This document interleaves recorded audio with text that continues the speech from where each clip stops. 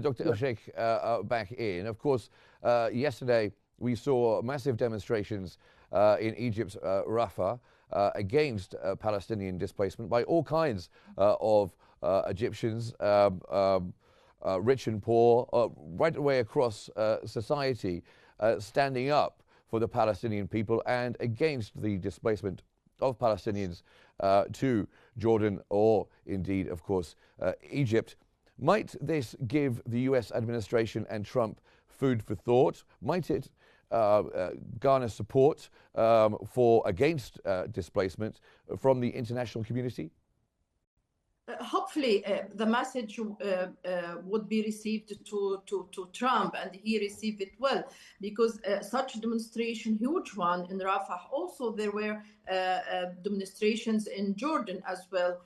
And it is just a part of a wide sentiment in our society. If people be allowed to go even to United States, they will demonstrate within the United States and in front of the White House against that displacement. But I think the calculation of Trump is different. He is calculating everything from economic point of view, some kind of deals.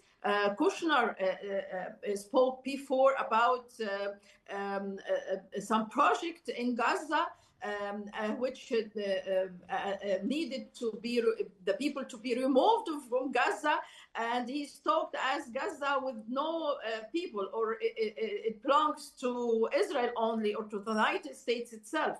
This is not true. It is an Arab land. It is a Palestinian land. Palestinians stuck and firmly stuck to their land, and we all, the whole world, saw how far they were rushing toward their land, toward their homes in North Gaza, regardless anything else. There is no electricity, there is no water, even there is no real houses or homes, but they were keen to return back to their land and stuck with it. Hopefully Trump would listen to such popular message in Egypt and Jordan, and I think in all over Arab and Muslim world, and maybe also the whole world. Let me also mention that Trump is, for me, it is some kind of a special case, if I can call it, because Obama, I remember well that he in his first term and in his electoral campaign, he promised to establish Palestinian state in 2 years. Yes, he spent 8 years in the White House. He couldn't do anything, but at least he promised to have a Palestinian state. And I think even after that promise still exists. No steps, no real steps were taken, but at least the promise was there. But now Trump is denying even the promise and the commitment, which is very strange and very dangerous for the Palestinians and for the world peace in general. And Dr. Osman, we had the situation started with Donald Trump, I think on Air Force One, talking to journalists and talked about cleaning out Gaza of Palestinians. And then when asked about it again, after a very strong stance from Egypt and Jordan, he said they will take them. And then we have this phone call today between President El-Sisi and Donald Trump. And it doesn't seem, as far as we know, that there's been any mention of such things, of cleaning out Gaza.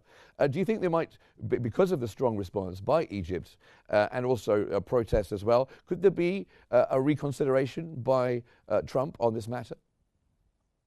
This is very possible.